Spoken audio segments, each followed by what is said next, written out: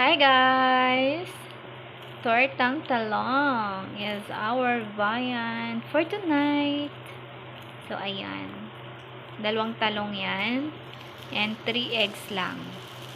Then, meron na akong naka-ready na. Naluto na. So, kakain lang. Meron tayong rice na rin. And that's our rice. And ito na yung naka-ready nating luto na. So, that's it. Yan lang. Tapos na rin yung isa. So, kain na po tayo. Kain-kain. So, tanggalin na natin yung isa. Tanggalin na natin to. At ilagay na natin doon sa lagayan. Hindi pa siya masyadong